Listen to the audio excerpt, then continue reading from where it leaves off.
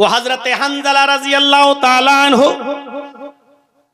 جن کی شادی ہوئی ہے اور آج پہلی رات ہے، رخصت ہو کر بیوی گھر پہ آئی ہے، آج شادی ہوئی، آج پہلی رات ہے، شوہر اپنی بیوی کے ساتھ، حنظلہ اپنی بیوی کے ساتھ سو رہے ہیں۔ میاں بیوی کے درمیان جو تعلق ہوتا ہے وہ بھی قائم ہو چکا ہے، اتنے میں جنگ کا اعلان ہو جاتا ہے، جہاد کے لیے نکلنے کا اعلان ہو جاتا ہے۔ حضرت حنظلہ اسی کنڈیشن میں کہ اپنی بیوی سے ملیں، ابھی غسل نہیں کیے، اعلان جہاد سنتے ہیں، اپنا گھوڑا کھولتے ہیں اور جہاد کے لیے نکل جاتے ہیں۔ بیوی کہتی ہے اے میرے پیارے شوہر، میں تمہیں روک تو نہیں رہی ہوں، جہاد فرض ہے، تمہیں جانا بھی چاہیے، لیکن کم سے کم غسل تو کر لو، نہا تو لو، ابھی آپ نے میرے ساتھ صحبت کی ہے، میرے ساتھ ہم بستر ہوئے ہیں اور فوراً میدان جہاد میں جانے لگے ہیں، کم سے کم آپ غسل تو کر لو۔ فرمایا اے میری بیوی، اعلان نہیں سنا ہے، یہ ندائی، یہ آخری آواز ہے، اس آواز کو سننے کے بعد کوئی شخص بھی اب تھوڑی دیر بھی اپنے گھر میں نہیں رک سکتا ہے۔ میری بیوی، میں غسل کے لیے کیسے رک جاؤں کہ یہ آخری ندا آ چکی ہے کہ اب کوئی بھی اپنے گھر میں نہ رکے، میں فوراً نکل رہا ہوں، اللہ میرے دل کے حال کو جانتا ہے، اللہ میری دل کی نیت کو جانتا ہے۔ اٹھے، گھوڑا کھولا اور دوڑے اور چلے گئے میدان جنگ میں، لڑے، کئی کافروں کو قتل بھی کیا، لیکن اس جنگ کے اندر خود بھی شہید ہو گئے، شہید ہو گئے۔ اور شہید کا اصول یہ ہے شریعت میں کہ اس کو جن کپڑوں میں شہید ہوتا ہے، کوئی آدمی اللہ کی راہ میں جب مارا جائے تو انہی کپڑوں میں دفن کیا جاتا ہے، شہید کو کوئی نیا کفن نہیں پہنایا جاتا، شہید کو غسل نہیں دیا جاتا، شہید کی جنازے کی نماز نہیں پڑھی جاتی، ایسے ہی اس کو انہی کپڑوں میں دفن کر دیا جاتا ہے۔ جب اس کو دفن کرنے کے لیے لے جایا جا رہا تھا تو حنظلہ کی بیوی کہنے لگی اے اللہ کے رسول، میرے شوہر کو غسل دے دیجئے۔ اللہ کے نبی فرماتے ہیں اے حنظلہ کی بیوی، کیا تجھے پتہ نہیں تیرا شوہر شہید ہوا ہے اور شہید کو غسل نہیں دیا جاتا، اس کو انہی کپڑوں میں کفنایا جائے گا، انہی کپڑوں میں دفنایا جائے گا جس میں وہ شہید ہوا ہے، اور قیامت کے دن اسی حال میں اٹھے گا کہ اس کے جسم سے خون گر رہا ہوگا۔ اللہ خون گرتے ہوئے خون کو دیکھ کر کہے گا فرشتوں اس کو جنت میں لے جاؤ، یہ تو میرے لیے ساری چیزوں کی قربانی دے کر آیا ہے، اس کا کیا حساب لوں، اس سے کیا سوال کروں، اس سے کیا پوچھ تاچھ کروں، اس سے کیا کوشچن آنسر کروں، اس کو جنت میں داخل کروں۔ حنظلہ کی بیوی کہتی ہے اللہ کے رسول میں کیسے بتاؤں، ان اللہ لا یستحی من الحق، اللہ تعالی حق بات سے نہیں شرماتا ہے۔ میری شادی ہوئی تھی، حنظلہ نے میرے ساتھ رات گزاری تھی اور میرے ساتھ صحبت کی تھی، اور جب آخری اعلان سنا تو بغیر غسل کے وہ نکل گئے اور جہاد کرنے لگے۔ میں اس غسل کی بات کر رہی ہوں جو غسل بیوی سے ملنے کے بعد کیا جاتا ہے، حنظلہ کو وہ غسل دے دیجئے، کیونکہ حنظلہ بغیر غسل کے نکل گئے تھے اور وہ شہید کر دیے گئے۔ تھوڑی دیر توقف کیا، اللہ کے نبی جناب محمد رسول اللہ تھوڑی دیر رکے رہے اور تھوڑی دیر کے بعد فرمایا ساتھیو اس جنازے کو اٹھاؤ اور قبرستان میں لے جا کر ان کو دفن کرو، میں بھی چل رہا ہوں۔ حنظلہ کی بیوی پھر بولی اے اللہ کے نبی اتنی دیر رکنے کے بعد بھی آپ نے غسل نہیں دیا۔ فرمایا اے حنظلہ کی بیوی اپنے گھر جا، تیرے شوہر کو محمد رسول اللہ کے غسل کی ضرورت نہیں ہے۔ آسمان سے 70,000 فرشتے زمین پر اترے اور ان فرشتوں نے تیرے شوہر کو غسل دے دیا، تیرا شوہر غسیل الملائکہ ہے، فرشتوں نے تیرے شوہر کو غسل دے دیا ہے، تیرے شوہر کو ہمارے غسل کی ضرورت نہیں ہے، تیرا شوہر فرشتوں کے ذریعے غسل دیا ہوا ہے۔ اور پھر حنظلہ کو دفن کر دیا گیا۔ میرے بھائیوں یہ نوجوانی کی عبادت تھی، اپنی پیاری بیوی کو چھوڑ دیا، پہلی شادی، پہلی رات، 24 گھنٹے بھی اپنی بیوی کے ساتھ نہیں رہ پایا، اور اعلان سنا نکل گیا، جہاد کیا اور قتل ہو گیا، شہید ہو گیا۔ ایسا نوجوان اللہ کے عرش کے سائے میں ہوگا۔ وشاب نشأ فی عبادت ربہ، وہ عقبہ ابن نافع جس نے اسلام کا پرچم لہراتے لہراتے دائیں اسلام بائیں اسلام پیچھے اسلام سامنے سمندر، اللہ میں دائیں دیکھتا ہوں تو تیرے نبی کا جھنڈا لہرا رہا ہے، بائیں جہاں جاتا ہوں تیرے نبی کا پرچم لہرا رہا ہے، پیچھے مڑ کے دیکھتا ہوں اور جہاں جہاں تک میں گیا ہوں تیرے نبی کا جھنڈا لہر چکا ہے، سامنے سمندر ہے، اب میں کیا کروں؟ یعنی اب دنیا میں کوئی چپا باقی نہیں رہا، جہاں تک ہم گئے اسلام ہی اسلام، اب سامنے سمندر ہے۔ اے اللہ، یہ ہمارے ساتھ 1500 نوجوان ہیں جو گھوڑے پہ بیٹھے ہوئے ہیں، یہ سب اسلام کا جھنڈا لہرانا چاہتے ہیں، میں نے دائیں بائیں اور پیچھے تو اسلام لہرا دیا ہے، تیرے نبی کا جھنڈا پھہرا دیا ہے، لیکن آگے سمندر ہے۔ اے اللہ، اب میں کیا کروں؟ اس نے سمندر کے پاس اپنی تلواروں کو گاڑا، سمندر کے پانی سے وضو بنایا اور وہیں پر نماز پڑھ دی پی۔ نماز ادا کرنے کے بعد کہنے لگا وہ نوجوان عقبہ ابن نافع، اے اللہ، اگر میں اس سمندر کے بارے میں جان جاؤں کہ اس سمندر کو پار کرنے کے بعد بھی تیری کوئی مخلوق رہتی ہے، اس سمندر کو کراس کرنے کے بعد کوئی تیری بستی آباد ہے جہاں تیرے بندے رہتے ہیں، تو اے اللہ اگر مجھے اس بات کا علم ہو جائے تو قسم ہے تیرے عزت و جلال کی، میں اپنے گھوڑوں کو سمندروں میں ڈال دوں گا اور سمندر سے تیرتے تیرتے اس بستی تک پہنچنے کی کوشش کروں گا، اور اس وقت تک چین کے ساتھ نہیں سوؤں گا جب تک کہ اس بستی میں بھی تیرے نبی جناب محمد رسول اللہ کا پرچم نہ لہرا دوں۔ عقبہ ابن نافع کے اندر یہ کون سا جذبہ تھا؟ عبادت کا جذبہ۔ یہ کون سی عبادت تھی؟ یہ کون سی ریاضت تھی؟ میرے بھائیوں، ایسے ہی عبادت کرنے والے اور ہر وقت نماز کی طرف، ہر وقت عبادت کی طرف، اللہ کی عبادت کی طرف جن کا دماغ لگا ہوا ہے اور جو عبادت میں لگے ہوئے ہیں، یہ لوگ اللہ کے عرش کے سائے میں ہوں گے۔ یہ اللہ کے عرش کے سائے میں ہم اور آپ سردیوں کے دنوں میں، دسمبر کی اور جنوری کی سردی میں جو اپنے اوپر سے کمبل نہ ہٹا سکے، جو لحاف کی قربانی نہ دے سکے، جو اپنی نیند کی قربانی نہ دے سکے اور تصور کیا بیٹھا ہوا ہے کہ ہم اللہ کے عرش کے سائے میں ہوں گے، ہمیں جنت ملے گی، میرے بھائیو جنت اتنی سستی اور اتنی آسان بھی نہیں ہے۔ دو چیزیں، عدل و انصاف کرنے والا اور دوسرا وہ نوجوان جو اللہ اپنے رب کی عبادت میں لگا ہوا ہے۔ اب تیسری چیز پہ آئیے، وَرَجُلٌ ذَكَرَ اللَّهَ خَالِيًا فَفَاضَتْ عَيْنَاهُ وَرَجُلٌ قَلْبُهُ مُعَلَّقٌ فِي الْمَسَاجِدِ۔ تیسرا وہ آدمی جس کا دل مسجد کی طرف لگا ہوا ہے، جس کی تشریح میں نے ابھی ہلکی سی کی تھی، ظہر پڑھ کے آیا، گھر پہ کام کر رہا، ابھی ٹائم ہے، ابھی عصر میں ٹائم ہے، بار بار گھڑی دیکھ رہا ہے، بار بار سورج دیکھ رہا ہے، بار بار آسمان دیکھ رہا ہے، بار بار کان لگا رہا ہے اذان کی آواز تو نہیں آ رہی، اور جیسے ہی عصر کی اذان ہوئی فوراً مسجد میں عصر پڑھ کے آیا، مغرب کی طرف دماغ لگا ہوا، فوراً مغرب میں مغرب پڑھ کے آیا، گھر پہ کچھ کھانا وانا کھایا، بار بار اس کا دماغ، اس کا دل مسجد کی طرف لگا ہے، کب عشاء ہو، کب عشاء ہو، کب عشاء ہو، اور جیسے عشاء کا وقت ہوا فوراً مسجد میں، عشاء کے بعد سو رہا ہے گھر میں، بار بار بیچ میں رات میں آنکھ کھلتی ہے، بار بار گھڑی دیکھ رہا ہے، بار بار باہر نکل کے دیکھتا کہیں فجر کا وقت تو نہیں ہو گیا ہے، اور جیسے ہی فجر کی اذان کا وقت ہوا فوراً مسجد میں، قلبہ معلق فی المساجد، جس کا دل لٹکا ہوا ہے مسجد۔ حضرت مصعب رضی اللہ تعالی عنہ عامر ابن عبداللہ ابن زبیر کا واقعہ نقل کرتے ہیں۔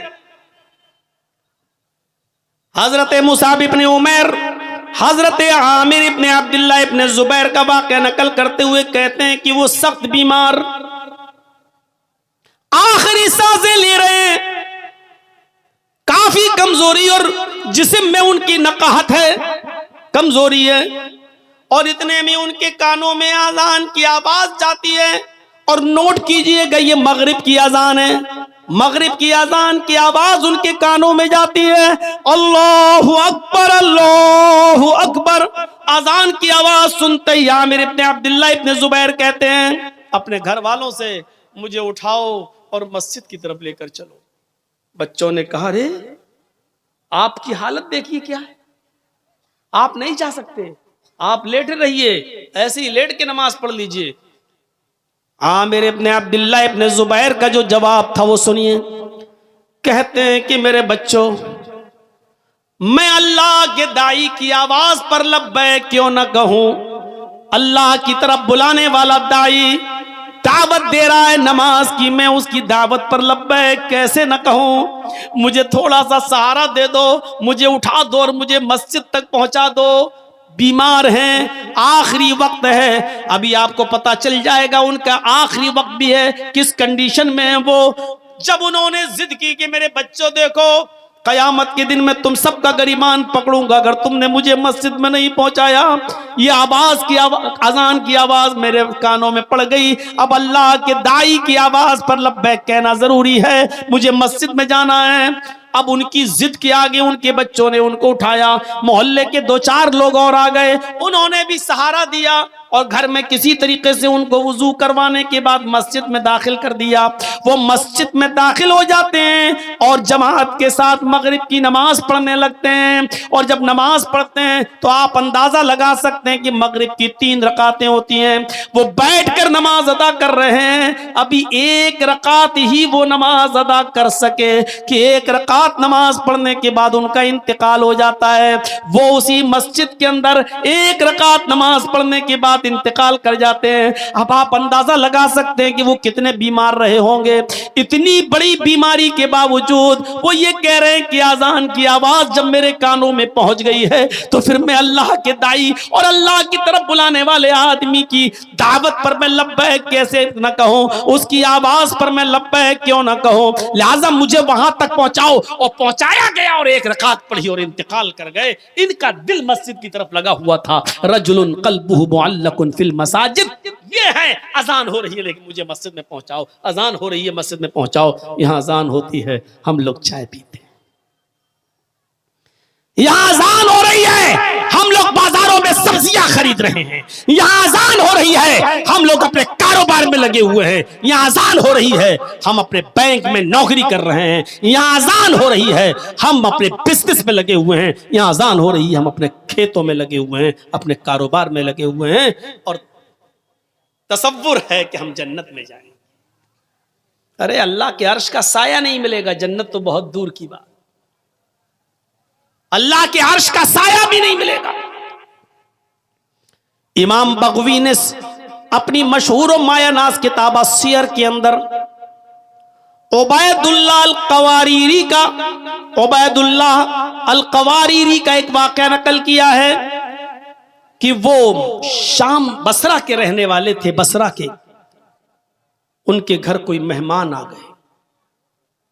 ویسے تو وہ 5 وقت کی نماز میں پہلی تکبیر میں مسجد میں رہتے تھے، لیکن آج ان کے گھر میں کوئی مہمان آ گیا، مہمان کی دیکھ ریکھ خاطر مدارات کی وجہ سے اس کو کھانا وانا کھلانے میں تھوڑی سی دیر ہو گئی، اتنی سی دیر ہو گئی کہ عشاء کی اذان کے بعد جماعت مسجد میں ہو گئی۔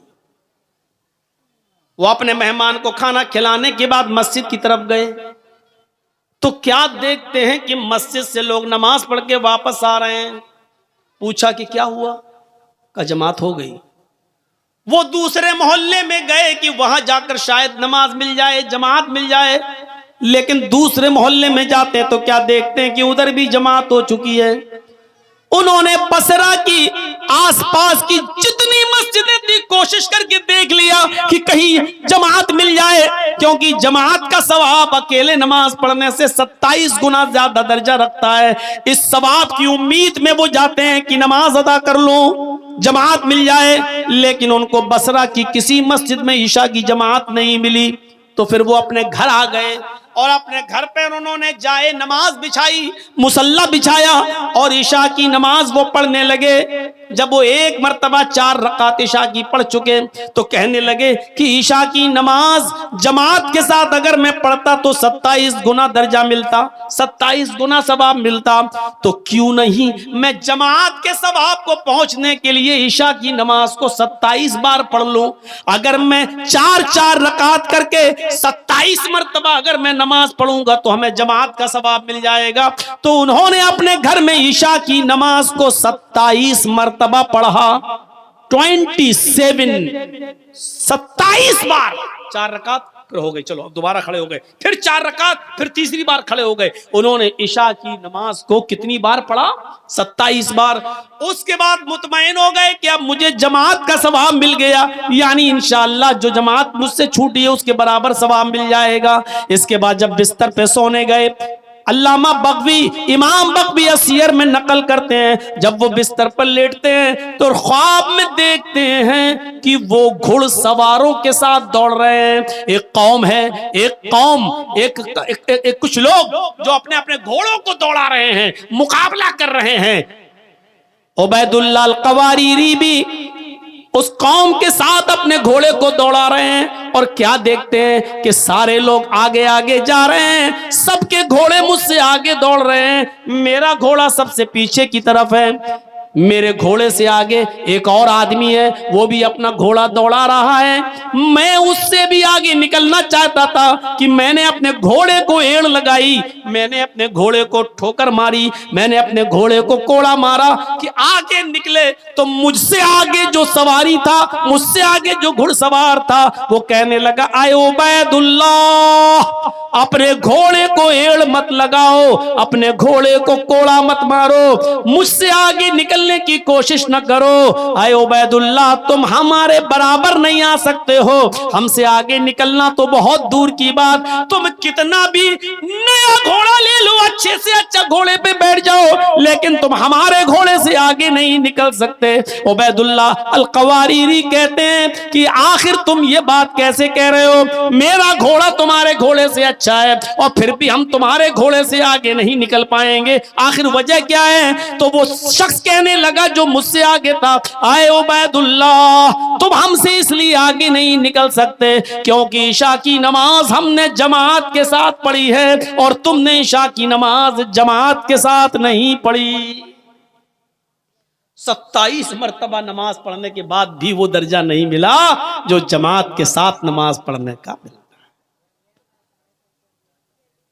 وَرَجُلٌ قَلْبُهُ مُعَلَّقٌ فِي الْمَسَاجِدِ، تیسرا وہ آدمی مسجد جس کا دل مسجد کی طرف لٹکا ہوا ہے، وہ آدمی اللہ کے عرش کے سائے میں ہوگا۔ نماز کی طرف ایسا دل ہونا چاہیے۔ اب چوتھا آدمی کی طرف آئیے، چوتھے شخص کی طرف آئیے۔ 3 ہو گئے نا، بار بار گنا رہا ہوں تاکہ یاد ہو جائے۔ عدل و انصاف کرنے والا امیر، دوسرا وہ نوجوان جو اللہ کی عبادت میں لگا ہوا ہے، اور تیسرا وہ آدمی جس کا دل مسجد کی طرف لگا ہوا ہے، جو بار بار نماز پڑھ کے آتا ہو، دوسری نماز کے لیے سوچتا ہے۔ 3 آدمی ہو گئے۔ چوتھا وَرَجُلَانِ تَحَابَّا فِي اللَّهِ اجْتَمَعَا عَلَيْهِ وَتَفَرَّقَا عَلَيْهِ، کتنے لوگ ہیں جو آپس میں ایک دوسرے سے نہیں بولتے لیکن ذاتی دشمنی میں، لیکن چوتھا آدمی عرش کے سائے میں کون ہوگا؟ وہ آدمی جو کسی کا دوست ہوگا تو اللہ کے لیے، اور کسی سے دشمنی کی ہوگی تو اللہ کے لیے۔ آپ سے ہم نے دعوت و تبلیغ کا کام کیا، آپ کو ہماری بات پسند آئی، آپ ہمارے مرید بن گئے، آپ ہماری دوستی ہو گئی، آپ ہماری باتیں سن رہے ہیں، اس لیے آپ جرجی صاحب آئیے چائے پلا، کیوں؟ اس لیے کہ ہم قرآن و حدیث آپ کو سناتے ہیں، آپ اس لیے ہماری عزت کرتے ہیں، یہ اللہ کے لیے ہے۔ ہمارا آپ کا کیا رشتہ ہے؟ ہمارا آپ کا کیا رشتہ ہے؟ لیکن یہ محبت اللہ کے لیے۔ اور اگر ہم نے کوئی بات بتائی اور آپ کو برا لگا اور آپ کھڑے ہو کر کہنے لگے ہٹو، تم جیسے 50 مولوی آتے ہیں، میں نے بھی تم سے بولنا چھوڑ دیا، تو یہ بھی اللہ کے لیے۔ کیوں؟ کیونکہ میں نے قرآن سنایا، تجھے برا لگ گیا ہے، اور تجھے اچھا نہیں لگتا ہے، نہیں بتاؤں گا آج کے بعد تجھے بات، تجھے اگر تکلیف ہو رہی ہے میری بات سے تو نہیں جاؤں گا تیرے پاس، تو اب ہم نے تجھے جو چھوڑا ہے وہ بھی اللہ کے لیے، کیونکہ اور کوئی وجہ نہیں۔ اگر یہ چیز ہے ہمارے اور آپ کے اندر، کسی سے دوستی ہے تو اللہ کے لیے، اور کسی سے دشمنی ہے تو وہ بھی اللہ کے لیے، تو ایسا شخص بھی اللہ کے عرش کے سائے میں ہو۔